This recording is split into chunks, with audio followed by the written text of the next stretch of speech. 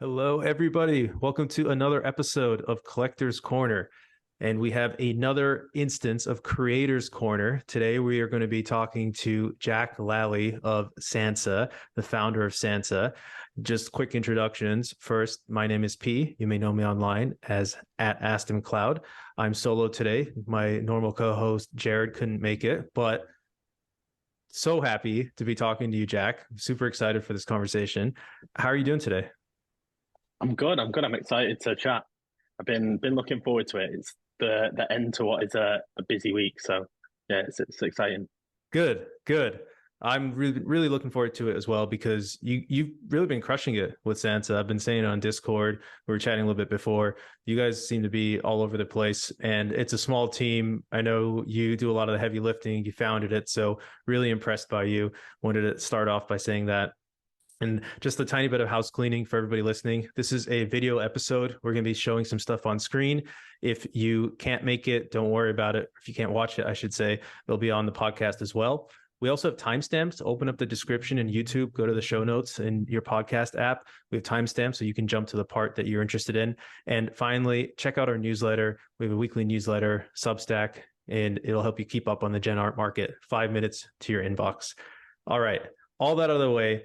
Let's quickly, I wanted to just super quickly introduce Sansa to folks in case they're not aware. So Sansa is an NFT marketplace. It is built specifically for art collectors. And there's a lot going into that, a lot of really current events like we were talking about that we'll get to, including royalties. Sansa honors royalties and has a lot of cool features that are specific for art collections, such as allowing you to generate the like out of bounds outputs or different outputs from different collections algorithms, so you can see what you might get, and even when the collection's out you could see what different variations could have been. So for people who only listen to the first 5 minutes, no matter what you do, go check out Sansa.xyz, Sansa.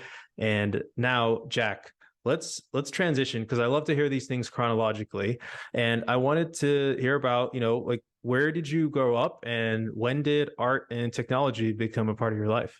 Oh, it's a good question. So I grew up here in England. I'm originally from Manchester. So I live in London now, but it's sort of 3 hours north. In a relatively small town. I moved from Manchester to a relatively small town and spent a lot of time on the computer, I think, in adolescence. And I think art in general, like graphic design and art, kind of fell into my life by being, a kid in the early Xbox days and, just being online, being around computers, wanting to edit my own videos together or kind of put together graphic designs. I used to sell signatures, was like one of those early kind of side hustle things for forums back in the day, which was like a common thing and definitely not lucrative. Kids back in the day would do those things and sell them for a couple of dollars. But yeah, it was a whole lot of fun. Like this whole community, I think I became part of early internet communities around design, and that kind of flowed through into everything. Got it, got it. And were you visiting museums or exposed to art as a child as well, like not just online but in real life? No, not really. So I I think my first kind of taste into getting more serious about art, I went to college here in the UK, and did graphic design, which part of my modules within that was fine art. So we did kind of a ton of stuff there around both visiting and studying of like classic fine art or impressionism or these different things. It wasn't until then that I kind of got more seriously into art. And I would say that was kind of more where it flowed through. But I think design and in general, like graphics has been a huge part of my life since, my mid teenage years. Got it, got it. And what about the technical side? Because before we started recording, you were telling me that you are the main developer for Sansa, which is super impressive technically. When did that enter your life? Yeah, I don't want to say main developer for Santa because Matt will Matt will kill me. But Matt is also a great engineer, definitely a better engineer than I am. But yeah, I started, so my whole life I've been kind of a designer more focused. So um design was like my proficiency. That's where I've kind of worked throughout the years.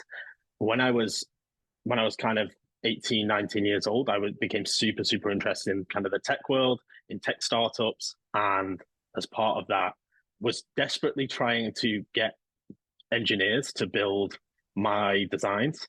And it was actually, I think it was Kevin Rose, believe it or not, like completely unrelated. Now he's in Web3 and all the rest of it. But I remember being 18, 19 years old, and I think I read an article that contained kind of snippets from an interview where he mentioned how, and maybe it wasn't him, but I think it was like early dig, and him mentioning how he basically learned to code because he tried to get people to build his thing for like a year and then gave up and was just like, oh, well, I've got no other option, right? I've got to do it myself. And I felt a similar pattern where I had all these ideas. I was like this young kid, super interested in tech. I'm like, I'm going to build this huge startup. And then got hit with the reality of like, nobody wants to build an idea that's not theirs generally. It's a hard sell to go around, and the classic kind of non-technical co-founder thing of being like, hey, dude, I've got this idea. It's going to change the world. Like, you should build it and I'll do the design, and we're good. And there was a real slog, and it never kind of worked out. And in the end, I just gave up, and I was like, okay, I'll do it myself, right? Like I'm going to figure it out. I'm going to start learning to code. And I did, and I fell in love with programming, and then programming became far more serious part of my life. I program a lot more than time that I spend designing nowadays. But yeah, I just kind of fell into it ultimately without other options. Well, first off, I want to say to Matt that before we started recording, you did not say you were the lead engineer. That was coming from me. I tried to promote our guests, but that's really amazing that you took that initiative to go ahead and do that. And you know what's so funny? This we were talking about briefly. Like, I feel like I'm in a bit of a similar situation where I'm like, oh, this thing's gonna be so cool, but I'm just gonna have to pick it up myself. But I did have to learn programming. I'm older than you. A while ago, back in engineering school, back then we were learning C. I don't think we were even really on JavaScript and Python back then. So I learned C, which was painful with the pointers and stuff, but it's still fun. So I totally hear you on that, and that resonates with me. So you're 19, 20. You've come to this realization, hey, I'm going to have to at least take the first step programming by myself, which ended up being great because you enjoy it. What were you trying to build back then? Yeah, so I actually built so I finished college back up north. This is kind of how I ended up in London. So I finished my college. I did design. I did fairly well in design, and ended up getting job offers like in the States or down here in London for kind of more product design, like interface design. And I said to my parents, I kind of said to them, okay, I want to build my own thing.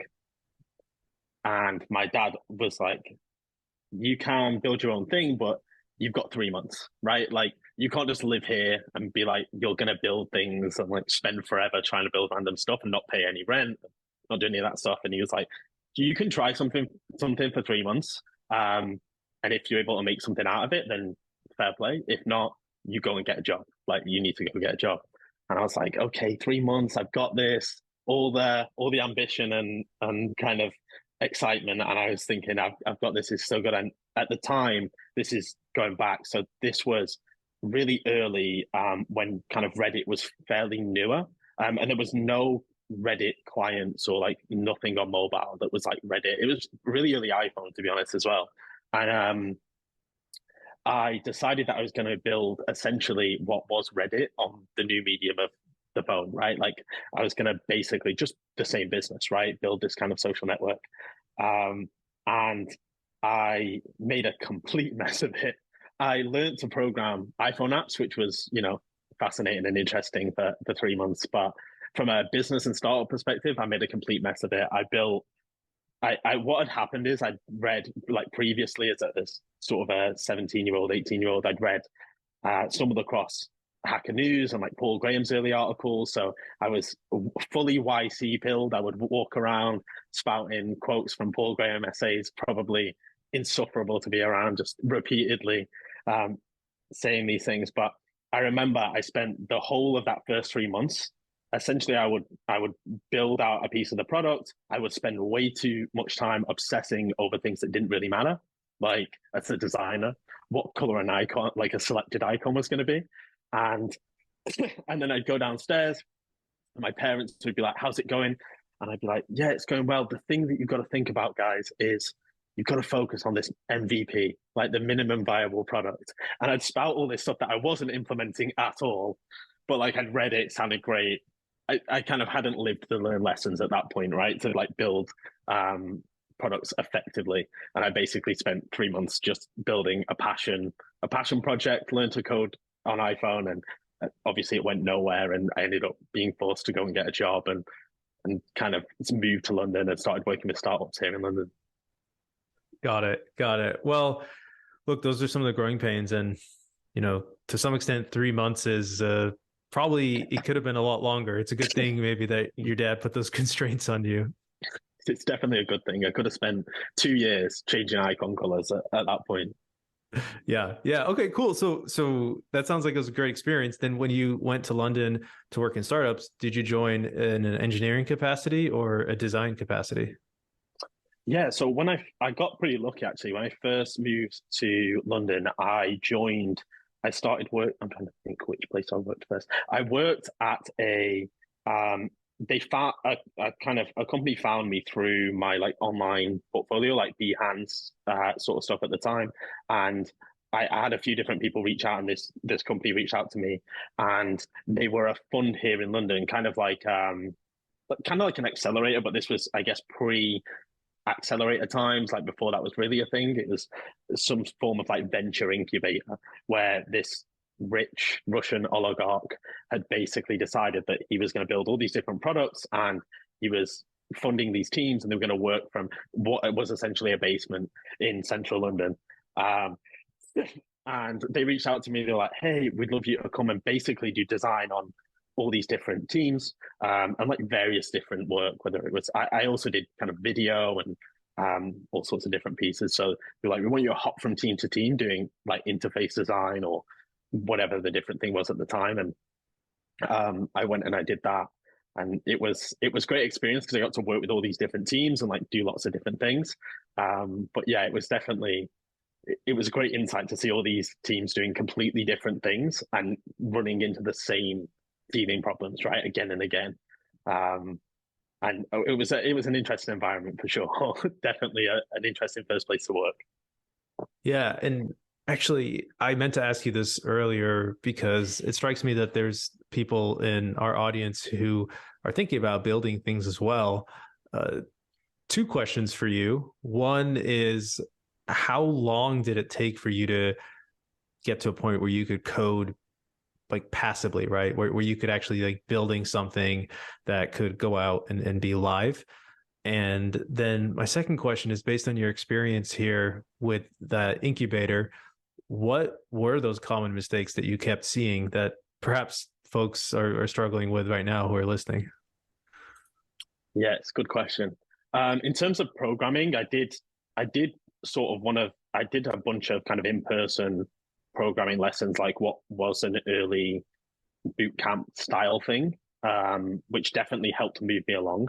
And at the time, we were using technology like Rails, which was like far easier to get off the ground because there's so much magic behind the scenes that like honestly, I built a lot of things without actually knowing what was going on behind the scenes. And I think to some degree you can get away with a lot of that even today.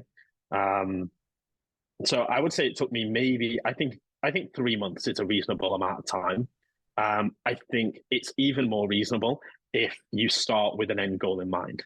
And when I built the iPhone app, for example, I didn't I knew nothing about coding iPhone apps. I was just convinced that I knew what I wanted to build, and it's kind of one small step in front of the other to get there, which makes it a lot easier. And I think that process will work even better today. I'm not a big fan of the like go and get really into the basics of like learn your types like a string and do these different things. I think you'll learn them on the way and you can kind of supplement that knowledge, but have an idea and like be like, I'm gonna go and build this thing and just figure it out. I think that really is the best way. I still advocate for that now. Like just kind of figure it out. Have something in mind for sure. And then in terms of the biggest problems I saw with those early startups at that time, it's hard. I think the biggest problem that I would see is that people spend far I think generally this is the problem a lot of time. People spend a lot of time building things, and not enough time validating those things. And it's so easy to do in tech. Like it is honestly the easiest thing in the world to do with tech businesses. It's far harder and you'll fail far quicker if you do like brick and mortar businesses or you did e-commerce, anything with a long lead time to create products. You can't afford to do that.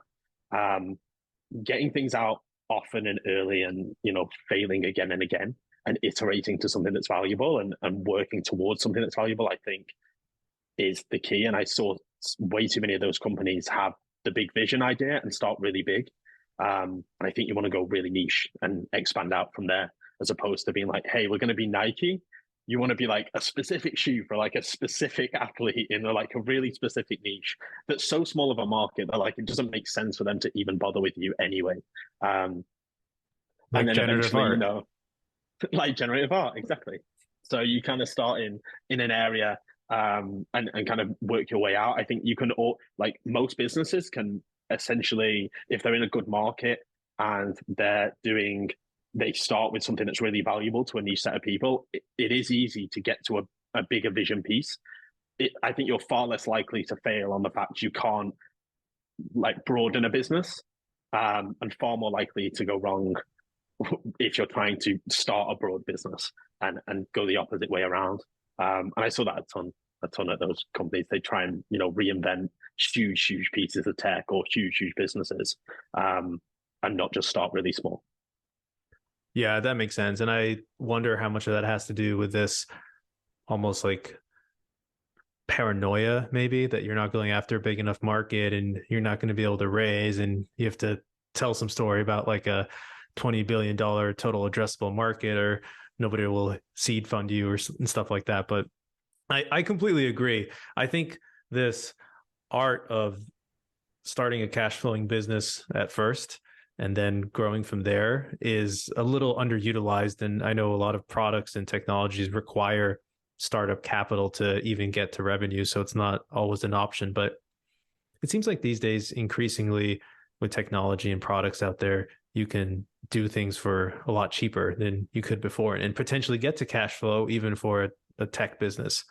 And talking about generative art as a niche, I was also thinking about ourselves, with Collector's Corner, and it's interesting. There's some parallels in terms of like trying out different things and seeing what works, because our product is information and it doesn't really cost a lot to think it up. It just takes some time to put it together. But in a lot of ways, it's similar, which is cool. But okay, so coming back to your story, Web3. When does Web3 enter all of this? So I think prior to Web3, like crypto in general, crypto enters very early and follows a repeating pattern of getting into it, seeing some opportunity arise and ignoring it to return back to startups and being like, nah, I want to go back to real tech businesses that like I'm used to. I live in that world. This thing seems really exciting, but I don't know where it's going to go. And I do that repeatedly over the period of like 10 years. So it goes way back. But I think first was kind of, I heard about Bitcoin on Hacker News, kind of got into the space and started playing around with like early Bitcoin stuff, and I was interested in that. There wasn't much to build. I mean, I'm always looking for things to build. I'm always excited to build stuff, and throughout my career and my life, I've always built different things. But yeah, I think early Bitcoin got in, didn't do too much on like the building front. Was like, no, I'm not sure this is the right thing. Jumped back out, went back into traditional businesses. Fast forward, kind of just around the Ethereum launch, so 2015. Jumped back in, was fascinated by Ethereum, and I did build on Ethereum back in sort of early 2015, and I think it was early 2015.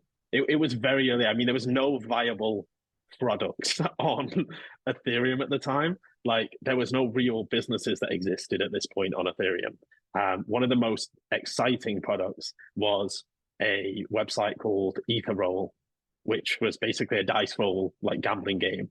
But it would do it via the smart contract tech. So you'd like put in like 0.1, you'd click roll, and it'd take 2 to 3 minutes to find out if you won or didn't win.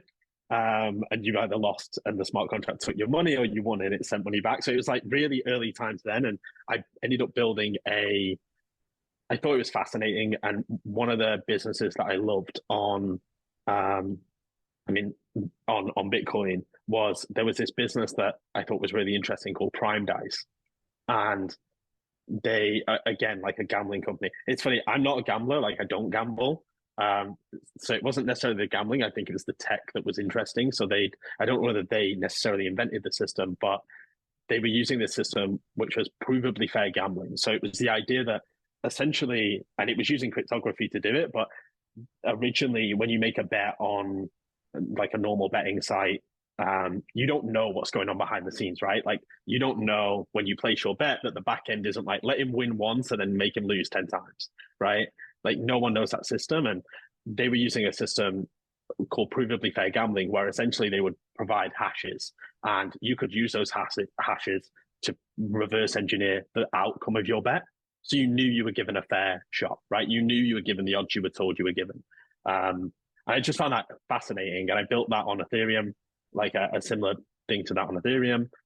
Got to the point of going to launch it, and I I spoke to a lawyer here in London, and I was like, okay, gambling's illegal in a lot of places, like lots of countries, and not to mention like New York. So I went to him and I was like, can I make it available everywhere on the internet? And then if New York send me a cease and desist letter saying like, hey, people from New York are using your gambling site, you need to make it not available in New York. Like if they send me that letter, I can hold my hands up and go, okay, no problem, we'll shut it down so people from New York IPs can't visit it. And the idea was like, it's easier to do that than it is to make it available in like one country and figure out the rules in every country. And he just laughed and he was like, no, you can't do that.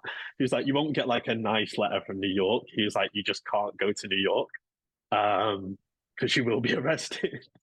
And I was like, okay, I like building things, but I don't like building things enough that I'm willing to go to jail or I'm willing to compete with sort of scary like the scary underworld. I think that follows around gambling. And I was like, I'm going to take my leave here, and I went back back to traditional startups. And it wasn't until I think 2 or 3 years later, with like the invention of NFTs, or the kind of NFTs coming around, that a friend of mine kind of pulled me back in and was like, hey, you should check out this stuff that's happening. It was like early Rareable time. And we made some NFTs and sold them, and it was like a fascinating experience. And I was like, oh my god, this is so cool. But again, didn't stop me from kind of doing that process and then being like, I'm still not sure. Like, I'm going to go back to my tech startups and I'll come back again. It wasn't That until maybe 18 months ago, yeah, that I got serious. I was gonna say that totally resonates with me. I feel very similarly, having been exposed to, well, really the idea of Bitcoin way back in like 2012, and then in 2015 actually buying it, but not learning about it, and then in 2017 really understanding Ethereum and participating in a lot of the craziness that happened there. But I really was thinking about going to switch careers at the time, but I didn't, and that's why I'm here now, and that's probably part of why you're here now. So when did you eventually decide to jump in, and was Sansa the first foray, or were you doing other stuff first? No, so the first time, so we did get into, me and my friend got into like doing NFTs around early Rarible, and we were kind of at the time I was doing the design stuff, so I was like making these like cards that he was selling, and it was at the time it did reasonably well, but the market just very quickly became like saturated. Rarible didn't have great discovery, all these things. It wasn't until I think about a year later that I built some tech more seriously around. Again, it was still a side project, but I built some stuff in the space of decentralized social media. And at the time, I built some stuff. It just took off. It was like a weekend project. I built this thing where essentially it was for one of the smaller ecosystems. I built like a way to see all the different things being built on it. Um, Purely a weekend, 48-hour thing, and it just really took off. And that's when seeing that take off and everything happening prior, that was kind of a point for me to be like, okay, I'm going to build more seriously into this. And I went down, and Matt at the same time kind of built that hackathon stuff with me, and we started to go down that wave, and we built all sorts of different stuff in this ecosystem, and they it was great. It was just way too early for decentralized social. Like I'm a big advocate of the idea that social media needs to be decentralized, and there's a lot of players right now like Farcaster and Lenster and all sorts of, and DSO themselves, doing stuff. But I just think it's pretty early still. And we found that although we built a lot of stuff that did really well, relative at the time within its ecosystem, it hit like the ceiling of the ecosystem, right? Like we very quickly found we were building things and it would grow, it would continue to grow until like there was no more users left in the ecosystem to adopt the product. And it was not at a point where you could turn that into something sustainable. And that's when we kind of turned our attention back more to ETH and we started building on ETH. That was about 12 months ago, I'd say. Okay, got it. And when did you decide or come up with the idea for Sansa? Like when did art NFTs jump in the picture and really generative art? Because I think you all have broadened, but at first I feel like it was more gen art. Now there's AI, etc. And I also say this in the context of what you just mentioned, that some of these ecosystems you were building in before were not big enough. And I think that even 9 months ago, or my guess is around the time you decided on Gen Art, the Gen Art market may not have seemed big enough either. So I'd love to hear that story and how you're thinking about the Gen Art market itself. Yeah, I think the even though Gen Art market in general compared to like the NFT space, like the fine art NFT market is actually much bigger than people realize. Generally, we're looking at like billions of dollars. When I talk about these other projects, generally, like the ceiling was like much lower than that. We're talking about like building on Canto now, for example, or something like that, like really small niche stuff where you could build the best, like you could build OpenSea on Canto, but like it's still there's a small ceiling to that business where it's not going to be able to right now generate significant revenue. And you could bet that long term it's going to play out. But I just think it was, from that perspective, it was way too early to kind of even see that through to a point where it's sustainable for the short term. In terms of Santa, like where we started, actually it started from, I wanted to do generative art myself. So I actually started in the, like it's very fitting. I'm a designer, and I program. Like I feel like for most designers who program, like it's very appealing, the idea of doing generative art. And I started playing around. I wrote stuff. I've never like released a generative art project, but that was more my entry into it than being a collector.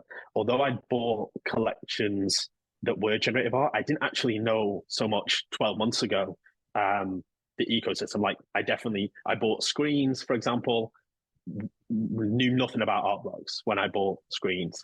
It was just visually very appealing. I thought it was a great collection. I still think it's a great collection. And yeah, I got into it from starting down that approach on the side.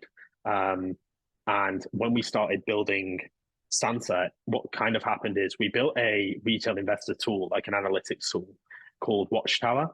And all analytics tools were kind of hit this natural point where it was like either you go and do something like Blur. This is a little bit pre-Blur, but you kind of go, it was very clear, I think, to anyone building at that time, you would go down the route of Blur where you essentially don't charge customers like $100 a month, which was the business model of most of these analytics tools at the time. You would instead gain a ton of market share for the traders, and then you would, make money through fees of a marketplace, whatever. And it hit this natural point where, we were kind of charging for Watchtower. It was doing very well for a period. And then the bear market hit and, it just completely destroyed all these analytics tools. And we hit this natural convergence point where I was super interested in generative art. I think me and Matt in general were like, where do we go from here? And I think we both decided that we were looking at the bigger picture and we were like, if we go down the market route, then we have to go after something similar to what Blur has done. We have to go out, raise a lot of money. It becomes a race to the bottom of like who can create the fastest indexer, who can create the fastest. And we were well aware of these tools because we'd like built some of them already. but it felt very race to the bottom. There's always someone that's going to squeeze like a few milliseconds on a mint faster, or a better system for flashbots, essentially to kind of like power through mints. It just felt like someone would. It was hard to build a moat in that system, and we didn't. Also, we weren't very degen. Like we didn't want to go and spend 3 to 5 years building a degen business, and I think we looked at it and we were thinking, well, how can we build something within an area that we're happy to be in for years at a time? And we both super interested in art in general. I have a background in obviously doing art stuff, but also very passionate about design and art. And that's where we started kind of playing around a little bit more, and making a marketplace around art it just kind of tied into our interest at the time and was something that we were heavily focused on.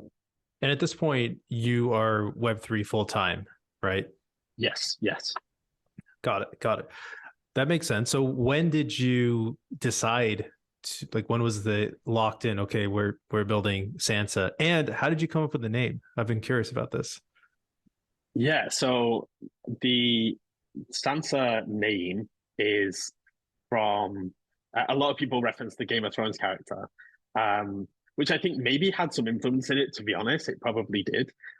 It really, when picking names for projects, I think I'm looking for something that's like, in terms of branding, it's just, is it owned? Is it? I like something that does have a reference. Sometimes I think it can be problematic, but something that's so far off, like the Game of Thrones character, it's not so huge of a reference that it's mentally owned, but it's enough that it clicks in people's heads. And I think we just thought, like, people say Sansa, it's more sticky, right? Because people have a reference image to already put to that. But also it's more about, what's a short name? It's easy to say in multiple different languages. Like, it's relatively straightforward. It's like two syllable. It's just, it's simple, it's easy, and I think that's what we were looking for. It was pretty random, to be honest with you. It's just kind of like a few key metrics. There was other names that we tried. I can't remember exactly, but it comes down to like domains not being available and all sorts of stuff like that. The classic. Yeah, fair. So when did you all decide to? When did you commit to it, and when did you launch? Yeah, so we decided to build the business, I think September last year. I'd gone out and I'd written this thread on Art Blocks that I was trying essentially to get more, like, make people more aware of Art Blocks, because I'd recently discovered it and I thought it was fascinating, but I also thought that, like, there was all these areas people didn't know about with Art Blocks, like the systems, how curated versus playground worked at the time. So I wrote this thread on, hey, like, here's how Art Blocks works. And it did really well, and people really liked it, and it got us more interest in that ecosystem. And when I was writing that thread, I had to ask, as part of my research, like, I was trying to figure out certain questions, like, what are the most popular Art Blocks collections of all time? What are the Art Blocks collections in curated that have done XYZ? How can I follow? And I found that from my perspective, it just felt like there was no solution. There's Article, which is like a great analytics tool, but from a marketplace point of view, when I was looking around, it just felt like the art scene was super fragmented, and not just Art Blocks in general, but it was hard for me to get all this information in one place, and OpenSea just wasn't cutting it for me either. So yeah, we decided kind of September. I called Matt up and I was like, listen, I think there's an opportunity for us to build. I think we should go for something, try and build something more exciting, something bigger. But I think first off, like, the real key problem we're going to attack is, right now it's hard to go and discover data just around Art Blocks, specifically within the context of a marketplace, like not super analytical, but just that mix of a marketplace where you can go find out all the top collections, what's moving, what isn't moving, how you can kind of explore them in a better way than traditionally is supported, and bring that discoverability. And that's where we started. I called in, we decided, and we built the first version, put it out in like 3.5, 4 weeks. So it was really quick turnaround. We got very lucky. I think a big part of businesses is timing when it comes to infrastructure.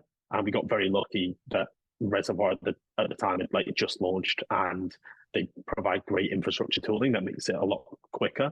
So we're able to get something out in like 4 weeks, which is previously unheard of. Yeah, that's awesome. Oh, I have so many questions for you from the builder standpoint, but I will hold on those. I want to first say it's amazing that you got it out so fast and jumped on the opportunity. Also, timing wise, there wasn't really an art marketplace. I mean, there was Archipelago, but I think by then it was sort of, I don't know exactly when they shut down. I want to say it was November, but that timing seems to have aligned quite well also.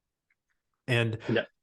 you make a really good point about OpenSea and discoverability, because this is actually the same or similar problem I would say that we had when why we started Collector's Corner. Much longer name. Good point about the other countries and whatnot, but I love the alliteration. What can I say? I can't stop. Yeah. But coming back to this problem of discoverability, I mean, we were a little bit more downstream, but I was like, okay, you want a meridian, but like, which one? How do I even start to think about it? And hence the start of like conversing about this and going into it. But I think that people still kind of default to OpenSea, or they go through different inefficient, fragmented sources to figure out what they should be buying or where they need to look, or even understanding the landscape. And so that's amazing that you have that thread for breaking down art blocks. I would love to see it, although I guess they changed their model a little bit, but I'd love to share it. I think like it would be awesome for people to see it, because we have a lot of new people coming in Gen Art all the time. And well, that's a whole other question of measuring that. But maybe this is a great time to share Sansa on the screen so we can show off really the features you have and how that can help people with their collecting. Yeah, 100%. All right, so let me go ahead and I will share my screen over here. And yeah, maybe I'll just kind of ask you some questions and you can guide us. So where do you think people who are not, they're not necessarily coming to buy something yet, but they want to see what they might want to buy, where would you direct them? Yeah, so I think there's two things, right? There's like primary and secondary. So if you first scroll down, one thing that's super interesting about Sansa is we aggregate primary drops. So I think most marketplaces are kind of moving more end to end in this case, like they have drops, and Sansa aggregates drops across like multiple different platforms today. But you can see here there's a couple vertical crypto art drops happening soon. Then there's some art box drops, and we're going to kind of expand out over this over time. So you can pull that fragmented primary experience that's all over the place into one kind of simple, easy place to see what's dropped and what's just about to drop. It's a great way to find new things. I would kind of start here and experiment if I was looking to get into something. If I wanted to go and discover like in general and just completely browse, we have, if you click explore on the top, so Santa has like really deep explore here for supported partners. So if you open up the filter on the left, yeah, so we have like right now we support Art Blocks and Bright Moments, a bunch of different of these kind of like top primary platforms. And if you kind of click into Art Blocks, for example, you can see, yeah, so there's a bunch of breakdowns here, both from Artbox experimentation, so their collaborations with Pace. You can like really dive into these different pieces. And one thing that's pretty hard to do on traditional broader markets is, let's say if you click on curated, you can go with a particular series here as they kind of built them out, and see one thing for newcomers that might be interesting is maybe start with series one and move your way through, and you can kind of see the evolution of art books over time, right? Like series one is the first set of collections, obviously the famous Chromie and Jeff's construction token, these like really early kind of the original artwork projects. And then as they sort of go through all the way through to series 8 and what has now just become generally curated, is super interesting. One thing you can do as well is on the top right, you can see floor, high to low, and filter for open. So a lot of Artblocks collections are still open. And there's like a bunch of here. So if you go to like presents, for example, obviously not many, there's no curated collections that are available to mint, but there's a ton of Artblocks presents collections that are still available to mint. You can still go and mint these on the Artblocks website, and for a lot of people, it's great to kind of go through that experience for the first time of like minting a piece of generative art and getting something unique and, getting your own piece, right? There's a ton of great stuff here. And then you can filter them on the top right from floor to supply. So if you want to ask questions like of the Artbox curated collections or of Bright Moments collections, what collections have the highest floor, what have the lowest floor, what have the highest or lowest supply, you can do that really easily from here and sort of deep dive into these different platforms, what they've released. It's definitely a good starting point for people to kind of browse around and explore. Yeah, this is awesome. I use this explore feature for folks listening because I try to think about what's undervalued, what hasn't moved. The minting open, I haven't even thought about that. So that's a great one to look at as well. And I don't know how much you can talk about this yet, but I think it's public. You guys are integrating brain drops. Is that correct? Yes, we are integrating brain drops. Yeah. So the plan for Santa really is to expand. We want to expand and cover as much of the emerging digital art ecosystem as we can. I think there's a ton of things. We're talking closely to artists and anyone that's got recommendations that's interested. We have like a place in our Discord you can go and submit collections for artists. And yeah, we'll look through them. We're trying to expand as quickly as possible, and then we'll move in the not too distant future to a more curated system where other people can kind of bring their own collections onto Santa, and artists can start to build their own collections directly into Santa, which I think makes a ton of sense. No, I love that. I love that you're being artist first. I think that's huge. And even as we were talking about different, I guess, markets within the NFT space, I remember even like I wanted to respond to you earlier, so I'll do it now. When we were considering focusing on generative art, I mean, I just love gen art, but back then the PFP market seemed way, way bigger.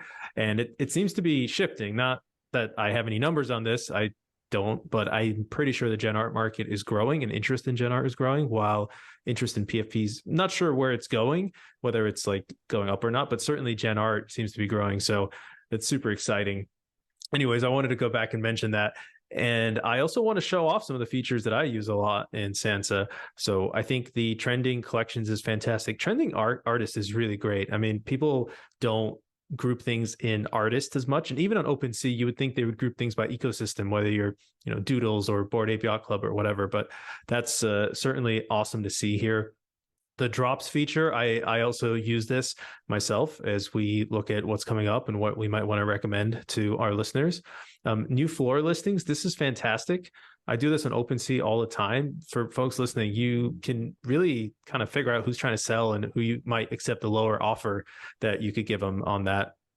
And the recently collected is also great. Notable collectors. This is a good one too. I don't use this one as much. I haven't gotten as much into following other collectors yet, but it's something that's on my mind. So this is like great to keep in mind. And I also want to show people some of the features you have when you get onto a collection page. So I'm going to pick Love, one of my favorite collections, which you all also did the primary launch for, as I recall. And we can get to that as we talk a little bit more about royalties and what's happening going forward. But I want to show people what's really cool is when you get onto the traits, and by the way, Sansa is not, nor Jack are paying me for this. I'm truly saying this because like it's just really useful. A lot of times when you don't know what the metadata refers to in a collection, you can click around in OpenSea and you kind of click around like one at a time, be like, okay, like what does this mean or whatever, and then you see the results and then you try to figure out what visual distinction, if any, is driven by that characteristic. But Sansa has this awesome thing where you can just hit explore and it groups them together for you, also giving you the cheapest price for something within that grouping. And this is also super useful for something like palettes, like I'm demonstrating here. Sometimes the trait doesn't have a visual distinction or maybe you won't be able to notice it, but this is still like super, super helpful, huge time saver, especially as you're trying to explore a collection. And then the other thing, I'll let you talk through stats, but the other thing I want to show people is exploring the algorithm. So sorry if I went too fast, but if you come over here and you click on explore algorithm, you can generate more instances of that algorithm. And it can take a little while to generate depending on your computer and your internet connection and whatnot, and the algorithm itself. But there we go. So you just click on it, and these were not outputs that ended up in the final set, but these are still examples of algorithm that can be fun. And a lot of artists are now using this for competitions or just like community engagement after their release. So that's really cool as well. So sorry to steal the show here a little bit, but I wanted to show this off because these are things that honestly super useful and I love them. So people should know about it. Yeah, absolutely. It might be easier to do something like Fontana for this. I don't know what's playing up here. It seems like that's been a little bit not quite Yeah. working as it should. Yeah, sometimes it's my computer too. There we go. Oh wow, that's an awesome one. I wish I had Yeah, I links was to gonna say that. that's a good first generation. Yeah, for sure. Yeah, and how about the stats page? How do you think about these rankings and the activity? Yeah, so I think rankings are interesting and they're important, at least for people to just kind of see. I think one good thing about Sansa is, and over the next 2 to 3 years, as we see digital art expand, um, focus is actually a key part of it, and going to a place and seeing, okay, what are the top trending art collections? As a collector of art specifically, and someone that's less interested in PFPs and play to earn projects and the rest of it, like me being able to see these things not scattered in and out of a list of 100 other collections is, I think, really useful. Being able to filter them and kind of see that ranking list in one focus place, I think really works for me. And I think that's kind of a big part of the benefit over the next sort of little while as digital art expands, being able to just see specifically what's moving within the art ecosystem. The other thing that I want to talk about, we were going to cover everything you all are doing right now. We mentioned this in our show, actually, maybe last week, but you are going to 0% royalties for 6 months. I'm curious Fees. as to. Oh, I'm sorry, Yeah, 0% fees. Yeah, 0%. Yep, I we pay full royalties misspoke. every time. Yeah, Yes. Sorry, your royalties, the marketplace fees. Yeah, so you're going to 0% marketplace fees. So congrats on that. How are you guys pulling that off? yeah, it's a good question. I think that so one thing that we hear a lot is, Santa today is a niche marketplace, right? Like we're competing for a small subset of the market, and no one even knows really that market size either. We don't know how many collectors of art blocks are art blocks collectors versus how many people see an art blocks piece trending on OpenSea and buy it with no prior knowledge that it's an art blocks piece, right? They just see trending NFT collection and they purchase. So right now we're kind of competing in that smaller niche market, and I don't think anytime soon will like fees make sense as a viable business. I think what's likely to happen is platforms go more end to end. And we're starting to see that already. Like big marketplaces are starting to experiment in this. OpenSea's started doing their own drops. All sorts of different platforms are starting to slowly move to encompass both the primary and the secondary. And it's because I think there's a bigger moat around primary than there is around secondary, right? Like Blur has its thing going right now, and there's nothing necessarily stopping a new platform appearing with a similar great interface. Maybe it's a bit faster and they are slightly cheaper, or they have a slightly earlier token unlock schedule. Like these things are difficult, and it's difficult to build a moat around secondary. And I think primary is a great sort of retention driver. Having people come back again and again to check what new drops are happening and have those drops not necessarily be available elsewhere is, I think, a big driver currently, and a big moat for these businesses. And we see Sansa as potentially experimenting in that round, right? Like we currently aggregate primary for a bunch of the top platforms. I think something like that is a far more sustainable kind of like end-to-end business. But in the short term, we know that fees aren't going to be the driver. They're not going to make the difference. So it makes more sense for us to kind of like cut those fees out and just purely focus on building the best product we can for collectors in the short term and artists as well.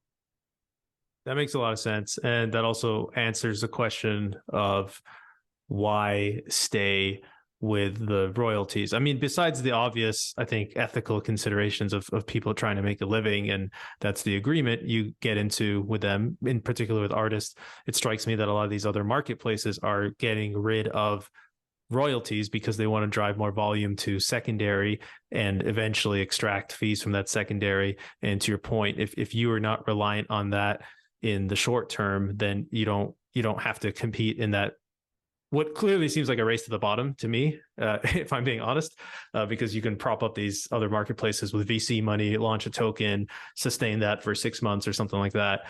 And then the next one comes up and it just feels like a never ending game of whack-a-mole. Okay, apologies for a little bit of technical difficulties there, but we're back.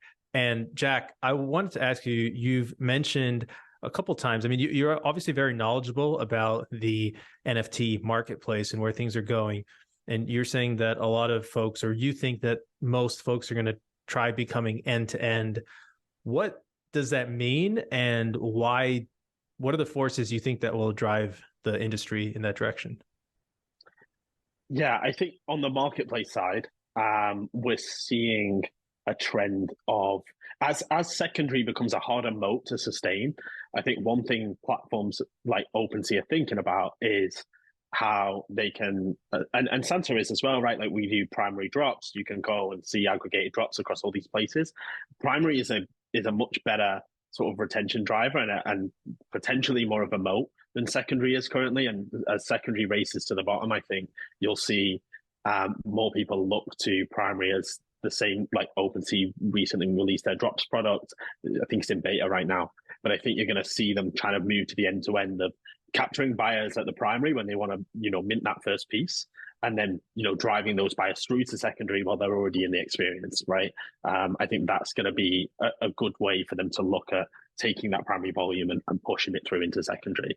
I think that's generally what we're seeing, and also I know that some of the smaller, like more vertical players, like individual players, let's say platforms and that sort of stuff. Obviously, there's a lot of talk around niche marketplaces, which to some degree are basically small end-to-end marketplaces, right? Like you would mint your piece and also, hey, here is the option to buy on secondary as well. I think we'll see more and more of that pop up. I think in the short term or in the next however long, taking something like Braindrops as an example, I was talking to Justin from Braindrops and I was saying that I think from their point of view, although Braindrops makes sense potentially to have a marketplace at some point, and these things will pop up, and I'm sure it like that approach to some degree seems to make sense. I actually think what people will find is that there's still need necessarily for a collector to be able to go and shop in a more generalized place, right? And although I think we'll see industry vertical marketplaces far before we see like pure vertical marketplaces that work. If the goal of the business is to just capture, an extra 5%, an extra 10% on their existing traffic, then potentially the idea that the majority of people are going to shop on secondary for these platforms just because it's purely that platform. Our experience with Sansa and like the way that we believe that will play out, I don't see it happening that way. I think you're far more likely to see industry specific verticals. So these like an art marketplace or a gaming specific marketplace where they've been able to create a culture and a community where you can get all the things you want there, but it's vertical in the sense of it's, within the niche of an industry like art or like gaming. Got it. Yeah. And it's fascinating as we're seeing e-commerce play out too, right? Is it going to be Amazon marketplace or is it going to be a bunch of, self-branded Shopify stores that people are finding and going to? And I kind of personally agree with you. I think in the sense that we're going to have a decentralized world, and in this decentralized world, there'll be different niches and different ecosystems. I mean, even look at us, right? Like using the information analogy, Collector's Corner, we're focused on generative art, dipping our toes a little bit into AI. I think it's interesting. I think that it is also generative, but I mean, covering everything seems like a tall task for anybody, whether it's content or meeting any of all the customers' needs. And I don't know, it strikes me that some of these primary platforms, say like a Braindrops, they don't necessarily want to create a marketplace and start doing other things. I'm sure there are some companies that are ambitious and want to be the one-stop shop, but most of them probably just want to meet those customers' needs. And like that was the only place, art blocks, for example, maybe that was the only way for them to do it without while preserving royalties. So they're like, fine, we'll create like a marketplace. Not that they necessarily like actually want to be running a marketplace and doing that business, as it adds some complexity there. Yeah, there's definitely pros. Sorry, there's definitely pros to these, these small platforms. I mean, Artbox isn't a small platform, but opposed to like an OpenSea or a Blur or whatever, there's definitely pros to them having it. There is also an infrastructure is like the infrastructure cost of a marketplace is coming down, the task of building, but there is still a fairly high cost of maintenance, right, with these platforms. And although it's becoming easier and easier to spin these things up, I think it just comes back to the point of people today, like their workflow involves discoverability, and there's no discoverability in a purely vertical marketplace, right? Like if someone spends every day going to discover what's new, what's happening, right? Like it's very difficult to get that person to remember, like, oh, you're every day you go to this place. Let's use OpenSea as today's example, right? But if you go to OpenSea every day to see what's new, what's trending, or Blur, what's new, what's trending, what's happening, and then a purely vertical marketplace is there, most people aren't going to remember to be like, oh, I can buy this thing on that marketplace, this one thing for that one specific use case. I don't think we're going to see that. I think in the short term, at least, I think it will capture some of the value. There is some workflows where people end up in that flow, but it's going to be less common. And I think they'll capture way less of their collector market even than potentially, and the overheads, like you said, the overheads for a business like that, like they don't want to run that. They don't want to have to manage that, but they do want a marketplace, I think, that aligns with their incentives and aligns with, their artists and their collected incentives. And that's the problem we're getting into on the bigger picture right now. Yeah, 100%. That's right. You heard it first. If you want discoverability, come to Collector's Corner. We will tell you where to go. And then go to Sansa. Nice. Because we'll be talking about art. No, that makes sense. Yeah. And from your observation, how much of the tech stack do you see marketplaces adding, right? Like, so you mentioned that you guys have some statistics, some things around discoverability. Do you see a lot of marketplaces starting to add content, or do you think we're going to have kind of niche players that people then just borrow their APIs or, essentially like license out whatever those niche experts are at the various functions they provide? In what context? Like, so say, for example, somebody comes out with some awesome like statistics. I mean, you already have statistics, so this is not a great example, but do you think that a lot of marketplaces are going to just leverage the charts and stats, et cetera, from this third-party provider, or just build their own, right? And really try to be end-to-end. So like beyond primary and secondary sales, what else is part of the end-to-end stack in your mind? Oh, yeah, I think that the marketplace experience contains, in terms of if I think that people will move to, do I think marketplaces will basically converge to mostly the same stats? Yes, for like what I would call like consumer, like basic marketplaces. Obviously, marketplaces like Blur will converge to like more advanced stats, let's say. But I think you'll see the same thing, right? You'll see a lot more degen marketplaces all converging to a similar set of stats and analytics. And I don't think there's necessarily a ton of. I think it's harder and harder again to create a moat there around those things. It's about capturing the volume and having something, and that's where I think Primary comes in really strong. It's content that I think is really interesting, like having the fresh new thing, having the valuable new thing, and being able to allow customers to discover it. That's a much harder problem, I think. You look at kind of like the marketplaces today, and it's like a dump of everything and then what's moving on volume, which kind of works as a good proxy across everything. But when you get into, as the market expands, and it's not just purely like, hey, I want to buy NFTs, it's like, I'm interested in art, or I'm interested in these different sectors. Like that becomes more and more of a problem. Like it's hard. If you go on OpenSea and you click art, it will show you like Doodle's generator boxes, right? And it's like, this kind of like self-referential, it'll show you all sorts of random things. And that is a way harder problem for the broad kind of show everything marketplaces. And I think, new players will come up, and it's about having that fresh content and being able to show them the interesting things that are happening. Like a lot of people today are focused on the alpha of basically like the blur style trading thing, and it makes sense because it's 95% of the market. But there's something to be said for the alpha of like knowing a collection's happening before it's happening.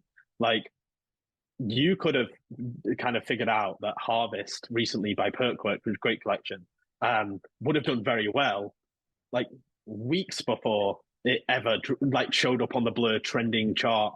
And I think that's that point of discoverability, of understanding what's going on across the space. Like a lot of the tools right now are focused on discovering something when it hits trending, right? Like as volume piles in, numbers go up, and everyone's like, okay, let me jump on that as quick as possible. There's some value to be had in understanding what's going on ahead of time and seeing those different pieces. You could have seen the excitement around that weeks before it ever dropped, like way before. We had like thousands and thousands of generations of like out of bounds generations of people playing with the algorithm and like sharing it in, you know, Artlock's Discord or Grayler's Discord. That sort of stuff's easy to see, but it's hard to track. And I think as these things like as we see more vertical sort of marketplaces exist within industries, it's about bringing that fresh content, bringing that insight right into the marketplace. Yeah, that's amazing. That makes a ton of sense. And I actually would love to see those numbers sometime at some point, because you're right. That is a perfect example. And that's actually a great transition because you see a lot of art just being a marketplace. You talk to a lot of artists. Like, what is Jack the collector interested in? Like, what styles do you like? Which artists do you like? Any collections you want to call out? Yeah, I like, damn. I know I'm basically going to say everything that's not my bags. So I That's need to make okay. sure to not plug my bags too much. But I'm a big fan of abstract stuff generally. There's some beautiful collections. I'm going to pull up Santa right now. A couple that immediately spring to mind are everything Melissa's been doing recently, like the verse drop she recently did. I think I didn't actually get a chance to see it in person here in London, but it looked incredible. And I think seeing some of the like physical prints of some of these latest collections, it's crazy. They look so good. They're going to look so good on wall. I definitely think it's converging. Um, yeah, there's a ton of. Oh, you're pulling up the same thing as me. Um, yeah, so Cosmic Rays, so Verse isn't currently on Santa, so I'm kind of plugging the collection we don't have here. But the yeah, I think there's a ton, right? Like I'm a big fan of Harvest. In terms of my personal taste, I think I prefer abstract. I prefer less focus on realism. Like I don't necessarily like landscapes and that sort of stuff is less of a thing for me. I know I just said Harvest, which is essentially landscapes, but I think landscapes and pieces like that are less of interest to me. I like one thing that I really like at the minute, and I think a big factor in my collecting is how like the new age of digital artists, right? Curating their own sort of audience and building their own audience. So like I mentioned Melissa a minute ago, but like Melissa and Harvey Rayner, of course, James Merrill behind Ori. Like I see like Anna Lucia, like all of these people basically live on my Twitter feed all the time because they know like I see a post by them and I like it every single time because I'm like, wow, they're working on amazing things and they're super cool. Like I want to be updated. I want to know when these people are dropping new things. I love that. I kind of love that dynamic. I love the artists that are kind of going out the way. There's a ton. I'm definitely missing a ton out here that I would love to shout out. We're actually, as we're recording this, I don't know if we can say when we're recording this, but as we're recording this, Metropolis just dropped, which is obviously it'll show anyway in the rankings. Of course, it's just really, really good. And that's the latest Art Blocks and Bright Moments drop. There's so many. Like Render's game was great. Like these are all kind of that I'm talking about here. There's a ton that go back. Actually, I think looks amazing as a print potentially. Like I want one for my wall, absolutely. We have a feature on Santa, which is like you can preview a piece in a gallery setting, which is like a fun little feature. But Bosk looks incredible in like a gallery setting. Oh, is there a? Can you show us how to do that? Yeah, so you see gallery preview there. There's a little toggle on the left hand side. Ah, there it is. Okay. Oh yeah. So you can kind of see what a piece looks like within a gallery, which is just a cool way for. I think it's just a fun little way of really sort of telling people and showing people that like these things are real art and they do look like real art, and there is definitely some barrier there from like the trad world to the digital world. For I think digital art is art, and digital art will in the next 5 years become art, or just be considered art. And I think we're seeing this wave. There's some incredible collections for sure. Yeah, 100%. One that I'll show you that I don't know if you're aware of. Do you know about monogrid? No, I'm not aware of it. So this is an artist named Kim Assendorf, and they're going to be in the Bright Moments Tokyo release. And and I'm sorry if this is wrong, but from my understanding, they pioneered this type of art called pixel sorting. And so it's a little bit niche right now. These things are completely locked up. So monogrids is the original, and then there's a couple collections on FX Hash that are similar. Some of them have color, some of them don't, but it's similar in the sense that they use the same pixel sorting style. But to your point about cultivating a following, I actually own one of these. So full disclosure, I got it at way more expensive than I should have, but I waited too long to buy one. But Kim has a Discord also. So there's a Discord there. And speaking of like kind of cultivating your audience, this is one that reminded me of that. And also you said you liked more abstract stuff. Not This is not exactly abstract, but this is a cool one that I thought would be good to have on your radar as well. Yeah, I need more. I'm trying right now to convert my walls to like my wall pieces to like generative pieces, and I'm unsure. I did want. I was gonna get a contractions print because I don't think we'll see prints anytime soon. But yeah, I'm trying to convert. I've got this up here, which is a Joe Miro print, which is pretty cool actually. I like this one. Um, but yeah, there's a ton. Actually, the pixel sorting algorithm you mentioned, I think one person to check out in this, it doesn't look like this specifically, but that same algorithm, like a pixel sorting algorithm, Nadia Bremer actually has done. I've seen a ton of cool stuff from her, and I'm pretty sure maybe she'll correct me and say it's not pixel sorting, but I think some of her sort of more recent stuff is utilizing a lot of pixel sort algorithms. Awesome. We'll check her out and link to it. But Jack, I wanted to. I know it's getting late over there, so I wanted to just wrap things up and thank you so much for your time and for everything you're building. I mean, no joke. I really enjoy Sansa, and I enjoy what you're doing there. I enjoy how you're evolving. I enjoy how you're keeping up with the issues in the industry with the 0% market fees, and also making it very clear that you will be following artists' royalties and honoring all of them on your platform. So I think it's amazing that you're doing that. I know certainly the Brain Drops team, just sitting in their Discord, I'm not speaking on their behalf, just publicly based on what I was reading, they seem very relieved to have this as an option and very taken aback by the OpenSea shift. So I think what you're doing is like an amazing service to the industry and also is a really cool product. And I know I'll certainly want to pick your brain about where you see the industry going. But thank you again for your time. Where's the best place for folks to find you if they want to reach you?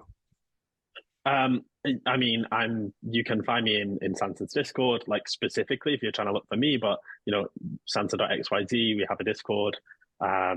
And then yeah, I'm also you'll see me in kind of the generative art, you'll see me in Graylers or in Block Talk, in the Artbox Discord. So I'm regularly hanging around there when I get time in between building. So yeah, you can find me about for sure. Perfect. Well, we'll get this out soon. The people need to know about Sansa. Thanks again, and really appreciate your time. Thanks for having me.